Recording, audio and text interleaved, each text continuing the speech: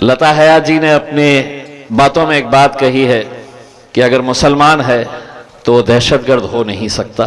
लेकिन ये बात आज क्यों इस मुल्क के एक तबके को समझ में नहीं आ रही है, जो हर रोज मुसलमानों को निशाना बनाए हुए है। कैसी कैसी बातें कभी हम पर, कभी हमारी इबादत गाहों पर, कभी हमारे नबी करीम सल्लल्लाहु अलैहि वसल्लम पर गुस्ताखी करते हैं। और आज ही भारतीय जनता पार्टी के एक मंत्री ने महाराष्ट्र में कहा कि अगर मुसलमानों को कुरान पढ़ना है तो वो पाकिस्तान चले जाए। इतनी जुर्रत, इतनी हिम्मत क्यों ऐसे लोगों की बढ़ रही है? क्यों जो उठता है हमें अपना निशाना बनाता है? इसलिए बना रहे हैं कि हजारों देवी देवताओं वाले एक हो गए और हमारा एक अल्लाह, एक रसूल, एक कुरान होने के बावजूद भी हम कितने हिस्सों में बढ़ गए हैं। और शायद इसी का ये फायदा उठा रहे हैं कि उन्हें मालूम है कि ये कौम अब अलग अलग हिस्सों में बढ़ चुकी है। इन्हें एक प्लेटफॉर्म के ऊपर लाना बड़ा मुश्किल सा काम हो गया है, हमें ऐसा लग रहा है। दोस्तों, हम अलग अलग फिरकों में बटे हुए होंगे, हम अलग अलग जमातों में बटे हुए होंगे, लेकिन क्या यह सच्चाई नहीं है कि हमारा खुदा एक है, हमारा रसूल एक है, हमारी कुरान एक है?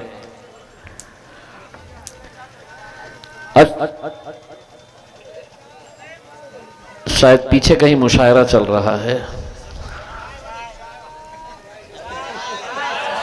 चाय चाय चाय वाला, चाय वाला है। बेटे, एक चाय वाले से हम परेशान है, पूरा देश परेशान है। माशाअल्लाह, क्या बात कही है हमारे साथ। और आप हमारे भी महफिलों में अब आ गए हैं।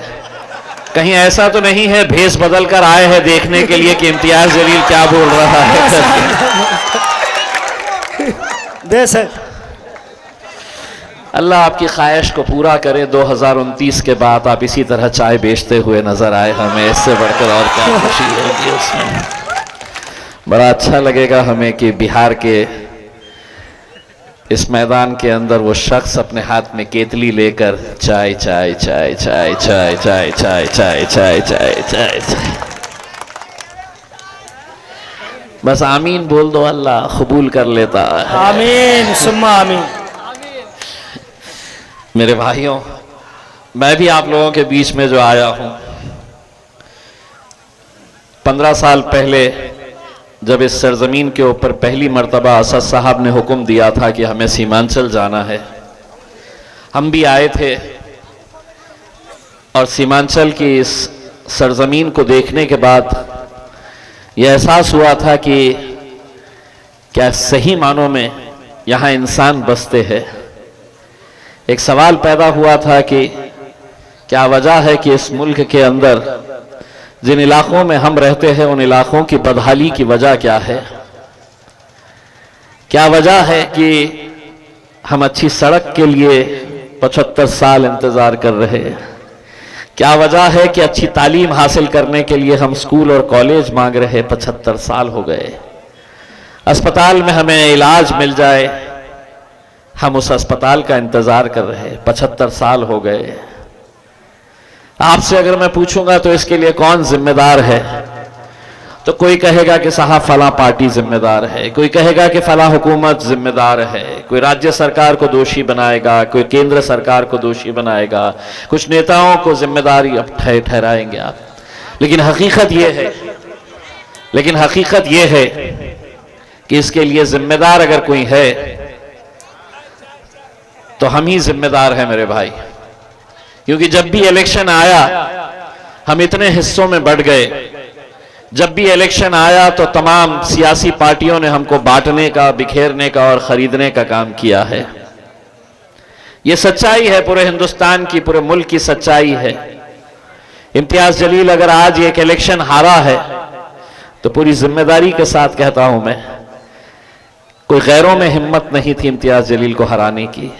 हमारे ही अपने ही लोग थे जिन्होंने चंद रुपयों की खातिर, चंद पैसों की खातिर कौम को बेचने का काम किया, और नतीजा यह हुआ कि आज बैरिस्टर असदुद्दीन अवैसी साहब, जो पिछले 20 साल से लगातार पार्लियामेंट के अंदर अकेले बैठते थे, अल्हम्दुलिल्लाह 5 साल मुझे यह शर्फ हासिल हुआ कि असद साहब अकेले नहीं बैठे, वो 5 साल उनका भाई इम्तियाज जलील भी जाकर उनके बाजू बैठता था। बेशक बेशक। और तमाम सियासी पार्टियों को यही बात खल रही थी कि असदुद्दीन अवैसी साहब तो बोलते ही है, ये जो दूसरा आया है ये भी बहुत बोलता है। और तभी सभी सियासी पार्टियों ने यह तय किया कि इसको कैसा भी खत्म किया जाए करके। ठीक है, वो अपनी कोशिशों में कामयाब हो गए। उन्हें ऐसा लगा कि हम नाकामयाब हो गए हैं, इसको हमने शिकस्त दे दी है, तो अब ये खत्म हो जाएगा। जो महाराष्ट्र में कभी आए हैं या नहीं आए हैं, तो मैं उन्हें दावत देता हूं, हम हारने के बावजूद भी अल्हम्दुलिल्लाह हमारे जलवे कैसे है वहां पे महाराष्ट्र के अंदर, आप आके देखिए तो समझ में आएगा। बेशक बेशक, हकीकत है। और वो जलवे इसलिए है कि आवाम हमारे साथ है। वो आवाम जो एक आवाज के ऊपर औरंगाबाद से लेकर मुंबई तक की सड़कों को जाम कर सकती है, अल्हम्दुलिल्लाह यही वो आवाम है मेरे भाई।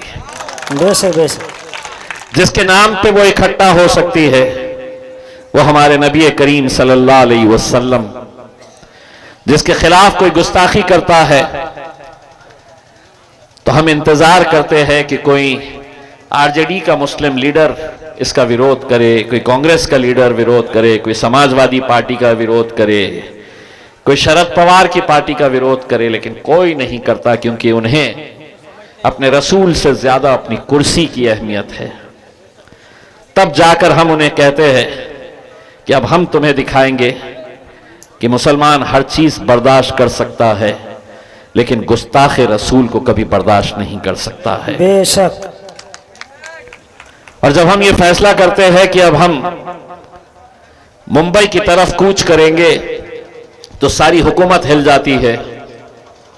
पुलिस का दबाव किस तरीके से लाया जाता है कि नहीं, तुम सड़क के ऊपर नहीं आ सकते हैं, तुम रैली नहीं निकाल सकते हैं, हम तुम्हें इजाजत नहीं देंगे, तुम्हें परमिशन नहीं दी जाती है।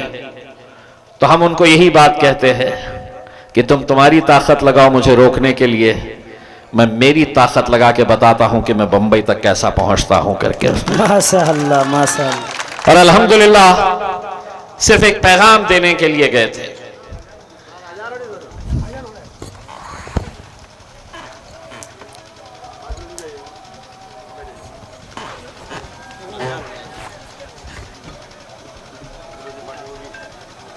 और तमाम भाइयों से गुजारिश है कि जाने का मिजाज ना बनाएं, क्योंकि अभी अजान के वक्त था इसलिए रोक दिया गया था, अभी फिर चालू हो चुका है इंशाअल्लाह।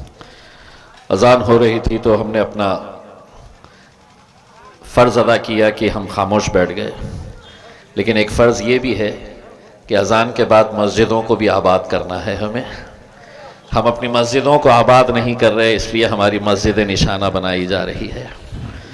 हम अपनी मस्जिदों में जा नहीं रहे हैं, इसलिए हमारे मस्जिदों को शहीद किया जा रहा है। इससे बढ़कर और क्या चाहिए। उनको एक बहाना मिल जाता है कि आपने इतनी बड़ी मस्जिद तो बना दी है, लेकिन सिवाय जुम्मे के 1 या 2 सफ भी भरना बड़ा मुश्किल हो जा रहा है। अगर ये फ़र्ज़ अदा नहीं कर रहे हैं हम, और सिर्फ ये दावा कर रहे हैं कि हम मुसलमान हैं, तो कहीं ना कहीं हमें सोचने की, गौर फिक्र करने की ज़रूरत है। तो मैं आपको एक बात कह रहा था दोस्तों कि मुसलमानों को हमेशा गैरों से ज़्यादा अपनों ने नुकसान पहुंचाया है, और आज भी हमारे उम्मीदवार सरवर आलम साहब को हराने के लिए, या यूं कहिए कि मुसलमानों की अपनी क़यादत खड़े करने के लिए जो रुकावटें पैदा की जा रही है, या ऐसी ही रुकावटें हैं जो रुकावटें हमारे को रोकने के लिए की जा रही थी। इसीलिए मैं कहता हूं कि आप तो कांटों से बच के चलते हैं, हमने फूलों से जख्म खाए हैं। आप गैरों की बात करते हैं, हमने तो अपने भी आजमाए हैं। और यही वो अपने लोग हैं जो हमारी क़यादत को ख़त्म करने का ठेका बेड़ा उठाए हुए है। पैसा लेकर दूसरों की ग़ुलामी करने के लिए आपको कहा जाएगा। बस आप लोगों से यही इल्तिजा करने के लिए आया हूं मैं कि 11 तारीख के दिन सरवर आलम साहब को आप भारी अक्सरियत से कामयाब करिए। सरवर आलम साहब अगर जीते तो हाथ किसके मजबूत हो गए? तो अख्तरुल ईमान साहब के, जो पिछले 5 साल अकेले एक लड़ाई लड़ रहे हैं आप लोगों के लिए। और वो ताकत जो अख्तरुल ईमान साहब को मिलेगी, उससे बड़ी ताकत अगर किसी को मिलेगी तो वो मेरे कायद बैरिस्टर असदुद्दीन अवैसी साहब को मिलेगी। उसमें वो असदुद्दीन अवैसी जिसको गिरता हुआ, जिसको खत्म होता हुआ बहुत सारे सियासी लीडर्स देखना चाहते हैं। हर एक की यही कोशिश चल रही है कि हम में से कोई भी हारा कोई भी जीता चल जाएगा, लेकिन असदुद्दीन अवैसी साहब ने जीतना नहीं चाहिए। साजिशें कैसी कैसी, खेल कैसे कैसे खेले जाने वाले हैं, आप अच्छी तरह से जानते हैं। बेमानी का पैसा कमाकर इस मुकाम के ऊपर पहुंचने वाले जो विरोधी पक्ष के एक नेता है, जिसको मास्टर कहते हैं। मैं तो समझा था कि मास्टर का मतलब यह है कि कोई स्कूल में पढ़ाने वाला टीचर होगा जो बच्चे को अच्छी तालीम दे रहा होगा। पता है सारे 2 नंबर के धंधे वो बताते हैं नौजवानों को, सारे दलाली के काम वो सिखाते हैं। कैसे गरीबों को लूटा जा सकता है ये आपको बताया जा रहा है, और वो आपकी नुमाइंदगी करने के लिए आ रहे हैं। आप लोगों को चुनना है, आप लोगों को देखना है कि आपके लिए लड़ने वाला कौन है, आपके लिए खड़े रहने वाला कौन है। असदुद्दीन अवैसी साहब इतने सालों तक अगर यहां पे लगातार आप लोगों के बीच आ रहे हैं, और ये तब्दीली अगर आप देख रहे हैं सीमांचल के अंदर, तो कहीं ना कहीं उसका सेहरा उन्हीं असदुद्दीन अवैसी साहब के ऊपर जाता है, जिन्होंने लगातार पार्लियामेंट के अंदर आप लोगों की आवाजें उठाई, आप लोगों का मसला उठाया है करके। 11 तारीख के दिन जाइए, 5 नंबर का बटन है, उस बटन के ऊपर जाके ठकाठक करिए अच्छे तरीके से, और उन लोगों को बता दीजिएगा कि हमने तो तुमसे 6 सीटें मांगी थी, तुम 6 सीटों के लायक भी हमको नहीं समझे, बल्कि ये कह दिए कि असदुद्दीन अवैसी का बिहार के अंदर तो कुछ है ही नहीं, उनकी कोई ताकत ही नहीं है, उनका वजूद ही नहीं है। तो 11 तारीख के दिन एक एक नौजवान कैसा छक्का लगाएगा देखना पड़ेगा, आप लोगों को दिखाना पड़ेगा आप लोगों को। और 14 तारीख के दिन इंशाअल्लाह हम ये उम्मीद करते हैं और यही दुआ करते हैं अल्लाह रब्बुल इज़्ज़त से कि 14 तारीख के दिन जब नतीजे आएंगे तो ये जश्न सिर्फ बिहार नहीं मनाएगा बल्कि पूरा हिंदुस्तान मनाएगा इस जीत का उसमें। और यकीनन आप लोग ये मौका हमें ज़रूर देंगे, यही उम्मीद करता हूँ। बहुत बहुत शुक्रिया। वाखिर दावाना।